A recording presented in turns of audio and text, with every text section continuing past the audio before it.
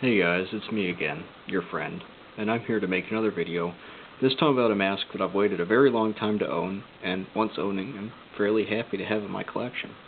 Now, unfortunately, buying this mask did cut into my monthly Febreze budget.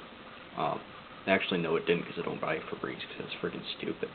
I mean, even if I did test wood, I wouldn't be able to smell it, because I don't really have a sense of smell, because, yeah. Anyway, so what we have here is the Finnish M/30, and this is the first indigenously produced gas mask that I know of that Finland has actually used. And as the name states, it was designed roughly in 1930. Up until then, they were using mostly Russian Zelensky Kumats and whatever else they managed to capture from people trying to kill them. So it's a pretty interesting mask. It helps if you kind of look at it as if it's a British GSR Mark IV, except of course the diaphragm is missing, but I'll get to that in a minute. So the general overview, here we have the face piece, and sometimes you would have a direct connected filter. This one came with a hose, which I'll show here real quick. It's fairly interesting. As you can see, the connectors are not really what we're used to looking at. So, yeah, that's pretty cool, but I'll set that aside for now. Getting onto the mask itself, sort of kind of a weird angle here, you can see it's fairly simple design, well put together, stockinette, a nice 5-point harness. The straps are retained, so they stay out of the way pretty well. And yes, this is orange rubber on the inside. Now this particular example was produced by the company Para. I don't know if you can exactly see it, but that's the maker's mark.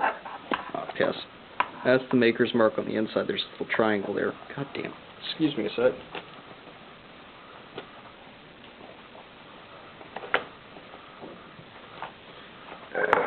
Days like these, you just want to run out in the woods, strip yourself naked, light yourself on fire, maybe rob a KFC, but you know, you can't. You gotta say, hey, I have to be a functional adult today, plus I've robbed the KFC like 5 times this month, and they've probably hired security guards by now. So, anyway, there, maybe a little bit better, you can see triangle, it says Para. And then right below that, which might be a little bit harder to see, there's a 1 right there. That 1 indicates that this is a size large, size 2 is medium, size 3 is small.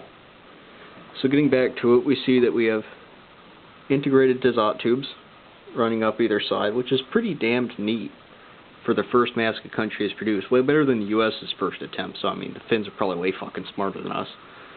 Anyway, as you can see, we have an exhale valve here. However, obviously it does not lead to the outside of the mask, which makes one ask, well then where does the air go? And the Finns look at you and they laugh and they say, well, it comes out this hole in the chin, because, you know, go fuck yourself. Which is pretty cool.